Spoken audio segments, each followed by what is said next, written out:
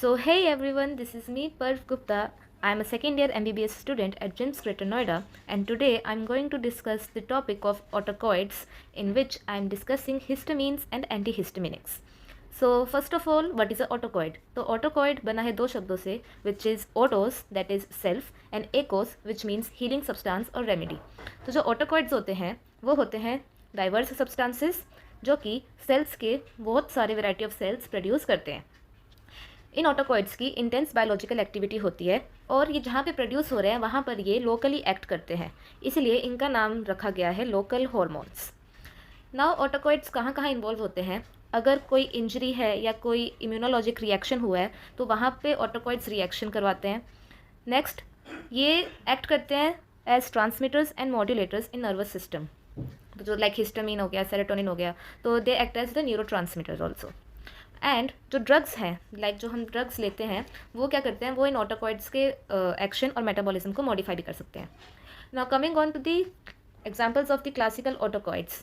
तो हमने ऑटोकॉइड्स को तीन टाइप में बांटा है. First are the amine autacoids, second are the lipid derived autacoids and third are the peptide autacoids. So amine autacoids में सबसे पहले आता है histamine and serotonin, the two most important ऑटोकॉइड्स.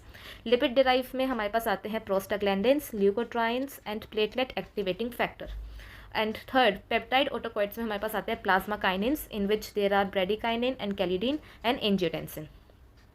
कुछ साइटोकाइन्स भी है जो कि ऑटोकॉइड की तरह काम करते हैं, इसलिए उनको भी ऑटोकॉइड्स कंसीडर करा जा सकता है, जैसे कि interleukins, tumour necrosis factor alpha, somatostatin, vasoactive intestinal peptide and endothelins. तो coming on to the main topic of today which is the histamine. तो हिस्टामिन क्या है? हिस्टामिन भी दो शब्दों से मिलकर बना है. The hist here means the tissue and the amine is amine, right. तो histamine is the tissue amine और ये हर जगह प्रेजेंट होता है, चाहे आप एनिमल टिश्यू की बात कर लो या प्लांट्स की बात कर लो. For example stinging nettle. Histamine is an important mediator of hypersensitivity and tissue injury reactions. कहीं भी अगर हाइपर सेंसिटिविटी हो रही है या कहीं पे भी कोई टिश्यू इंजरी है तो वहाँ पर जो मेन मीडिएटर होता है वो होता है हिस्टामिन. और ये मास्ट सेल्स के स्टोरेज ग्रेन्यूल्स में प्रेजेंट होता है. Like for example mast cell एक ग्रेन्यूलोसाइट है, ठीक है. मास्ट सेल्स में there are some granules present in it. So इस ग्रेन्यूल में you will have your histamine.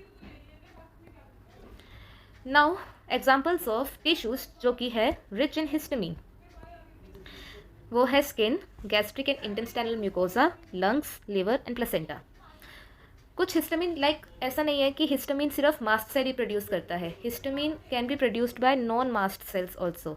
और जो नॉन मास्ट सेल हिस्टामिन है वो कहाँ कहाँ पे आता है? वो आता है brain, epidermis, gastric mucosa and growing regions में. यहाँ पे आपको मिलेगा non mast cell histamine. Now one of the most important points is कि जो मास्ट सेल हिस्टामिन का टर्नओवर है वो स्लो होता है एंड जो नॉन मास्ट सेल हिस्टामिन का टर्नओवर है वो है फास्ट. टर्नओवर से क्या मतलब है? टर्नओवर मीन्स कि एक पर्टिकुलर टाइम में कितने मॉलिक्यूल्स का मेटाबॉलिज्म हो पा रहा है, that is the turnover. Now histamine और कहाँ कहाँ प्रेजेंट हो सकता है? हिस्टामिन ब्लड में भी मिल सकता है, बॉडी सिक्रीशंस में मिल सकता है, वेनम्स में मिल सकता है और पैथोलॉजिकल फ्लूइड्स में मिल सकता है. Now coming on to the second part, which is the synthesis, storage and destruction of histamine. So histamine is beta imidazolial ethylamine. It is the chemical name of histamine.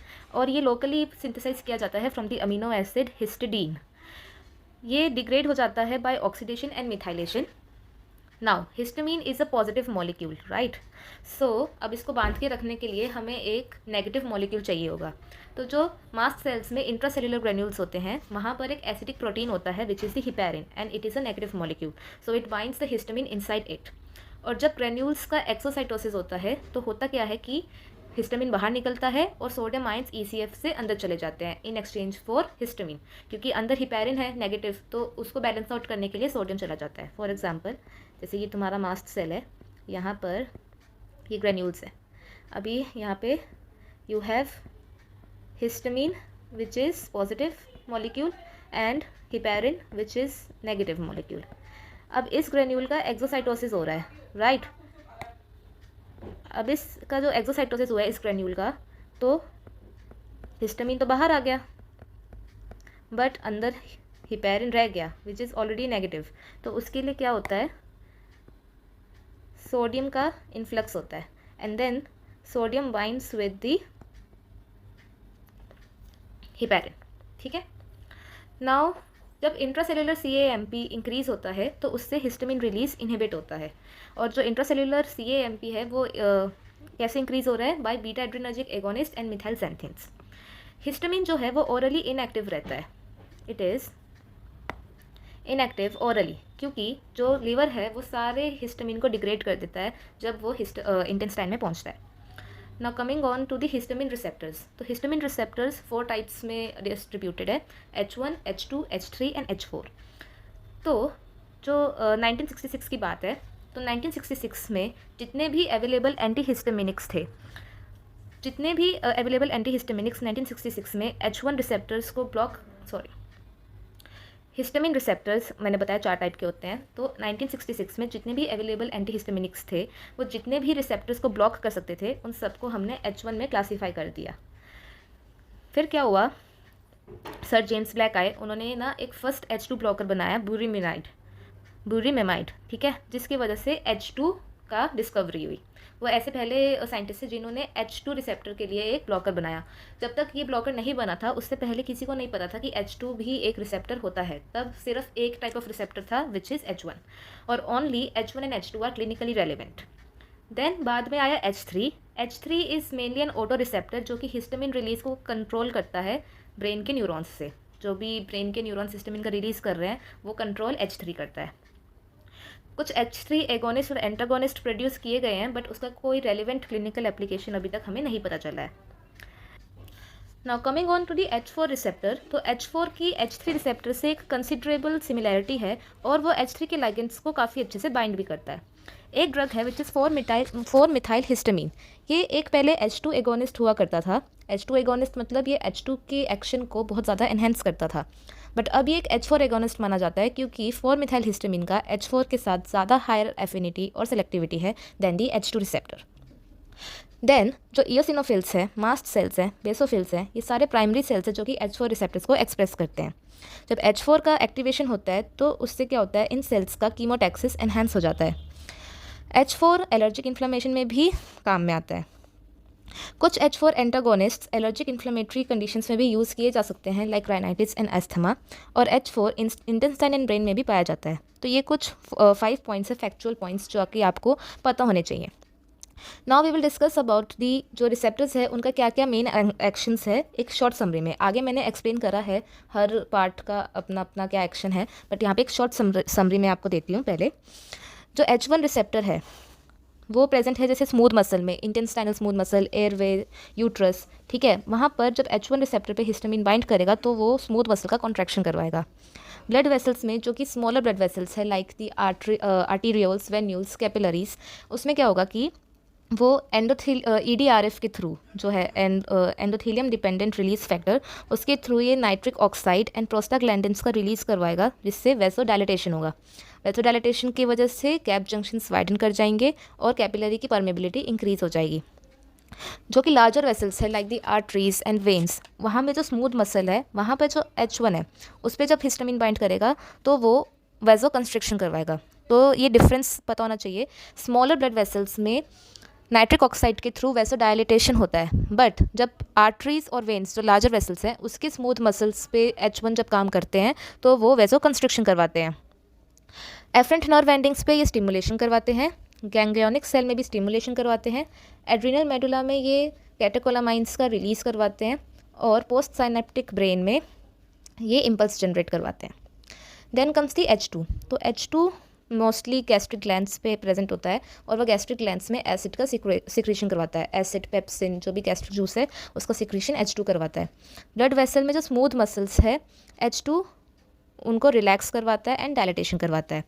Heart में atria पे positive क्रोनोट्रॉपी है, that means force of contraction atria में increase हो जाता है, और ventricles में positive आइनोट्रॉपी है। जो रैट का यूट्रस है उसमें H2 रिलैक्सेशन करवाता है, और ब्रेन में पोस्ट साइनेप्टिक इफेक्ट आता है which is the impulse. Then we come to the pharmacological actions of histamine. तो पहले हम देखते हैं कि what is the pharmacological action on blood vessels. तो ये मैंने अभी बताया था कि हिस्टामिन ब्लड वेसल्स में जो स्मॉलर ब्लड वेसल्स हैं उनका डायलिटेशन करवाता है, like arterioles, venules and capillaries.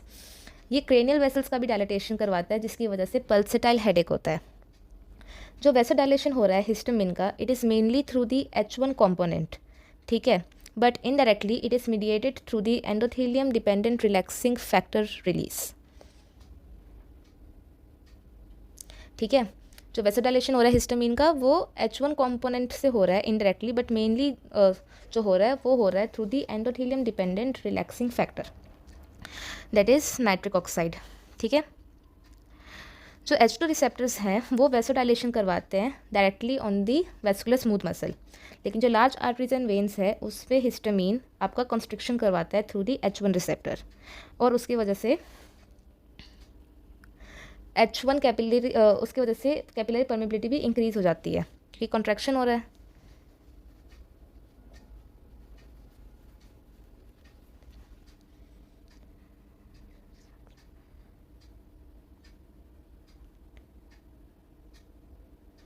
हाँ, क्योंकि मैंने बताया था कि H1 EDRF का रिलीज़ करवा रहा है ना, तो H1 अगर EDRF का रिलीज़ करवा रहा है, नाइट्रिक ऑक्साइड का रिलीज़ करवा रहा है, तो उसकी वजह से वैसे डायलिटेशन होगा और उसकी वजह से कैपिलरी की परमेबिलिटी इंक्रीज़ हो जाएगी। तो H2 डायरेक्टली स्मूथ मसल्स पे एक्ट करके रिलैक्सेशन करवाएगा और डायलिटेशन करवाएगा, जबकि H1 स्मूथ मसल्स पे एक्ट करके उसका कॉन्ट्रैक्शन करवाएगा। और अगर EDRF और अगर स्मॉल कैपिलरीज हैं तो वो EDRF के थ्रू कैपिलरी परमेबिलिटी को इंक्रीज़ करवाएंगे, मतलब वैसे डायलिटेशन करवाएंगे। Now coming on to the effects of route administration.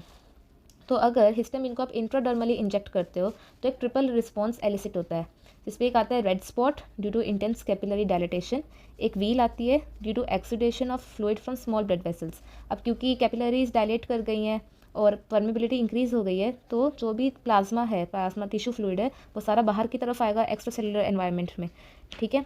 और फिर एक फ्लेयर बनता है which is redness due to arterial dilatation. अगर आप सबक्यूटेनियस इंजेक्शन देते हो तो क्या क्या होगा, हीट इंक्रीज़ होगी, टेम्परेचर इंक्रीज़ होगा, हार्ट रेट इंक्रीज़ होगा, कार्डियक आउटपुट इंक्रीज़ होगा, और बीपी में या तो लिटिल या फिर कोई फॉल नहीं होगा, BP will be normal. Now we will see the pharmacological action of histamine on heart. तो इसमें क्या होता है, हार्ट रेट इंक्रीज़ हो जाती है एंड फोर्स ऑफ कॉन्ट्रैक्शन भी इंक्रीज़ हो जाता है। ये दोनों H2 रिस्पॉन्सेज हैं, लेकिन जो H1 मीडिएटेड नेगेटिव ड्रामाट्रोपिक है वो भी हमें देखने को मिलता है। H2 क्या करवा रहा है, हार्ट रेट इंक्रीज़ करवा रहा है, फोर्स ऑफ कॉन्ट्रैक्शन इंक्रीज़ करवा रहा है, बट H1 क्या करवा रहा है, H1 AV कंडक्शन को स्लो करवा रहा है। Now action on visceral smooth muscle. तो हिस्टामिन ब्रोंकोकॉन्स्ट्रिक्शन कॉज करता है, स्मूथ मसल का कॉन्ट्रैक्शन करवाता है। जो लार्ज डोसेज, अगर हिस्टामिन को लार्ज डोसेज में दे दिया तो उससे एब्डोमिनल क्रैम्प्स हो सकते हैं और कॉलिक हो सकते हैं, क्योंकि इंटेंसिव कॉन्ट्रैक्शंस इंक्रीज़ हो चुके हैं। गिनी पिग यूट्रस कॉन्ट्रैक्ट करता है, जबकि रैट का यूट्रस रिलैक्स करता है, और ह्यूमन यूट्रस पे इतना कुछ अफेक्ट नहीं देखने को मिलता। जो स्मूथ मसल कॉन्ट्रैक्शन है वो एक H1 रिस्पॉन्स है, बट कुछ इंस्टेंसेस में H2 मीडिएटेड रिलैक्सेशन भी देखने को मिलता है। For example bronchial muscle of sheep, वहाँ पे H2 काम करता है और रिलैक्सेशन करवाता है। और ह्यूमन ब्रोंकाई में रिलैक्सेशन तब होता है जब H1 ब्लॉक हो गया हो और H2 काम कर रहा हो। Then coming on to the glands. तो हिस्टामिन मैंने बताया था गैस्ट्रिक ग्लैंड्स में प्रेजेंट होता है, सॉरी जो रिसेप्टर्स होते हैं वो गैस्ट्रिक ग्लैंड्स में होते हैं हिस्टामिन के। तो वहाँ पे हिस्टामिन क्या करवाता है, गैस्ट्रिक सिक्रेशन को इंक्रीज़ करवाता है, mainly acid and also pepsin. ये एक्शन होता है directly on the parietal cells through the H2 receptors. H2 receptors क्या करवाएंगे, यहाँ पे हिस्टामिन बाइंड करेगा H2 से, फिर वो क्या करेंगे, फिर वो CAMP का जनरेशन इंक्रीज़ कर देंगे। CAMP का इंक्रीज़ होने की वजह से जो मेम्ब्रेन प्रोटॉन पंप है which is hydrogen potassium ATPase, वो एक्टिवेट हो जाएगा, जिसकी वजह से HCl का प्रोडक्शन शुरू हो जाएगा। फर्स्ट ईयर फिजियोलॉजी में जब हमने मैकेनिज्म ऑफ HCl फॉर्मेशन पढ़ा था तो उसमें इस प्रोटॉन पंप का एक बहुत मेजर रोल था HCl फॉर्मेशन में। तो अगर ये प्रोटॉन पंप एक्टिवेट हो रहा है तो HCl का प्रोडक्शन इंक्रीज़ होगा और उसकी वजह से गैस्ट्रिक सिक्रेशंस भी इंक्रीज़ हो जाएंगे। हिस्टामिन कुछ अदर सिक्रेशंस भी इंक्रीज़ करते हैं, बट उसका इफेक्ट इतना ज़्यादा नहीं देखा जाता। Then comes the sensory nerves पे क्या इफेक्ट है। तो हिस्टामिन इचिंग कॉज करवाता है अगर उसको इंट्रावीनसली दिया जाए या सबक्यूटेनियसली दिया जाए। हायर कंसनट्रेशंस अगर डीपली इंजेक्ट किया है तो पेन कॉज कर सकते हैं, क्योंकि हिस्टामिन नर्व एंडिंग्स को स्टिमुलेट करता है। Then on autonomic ganglia and adrenal medulla.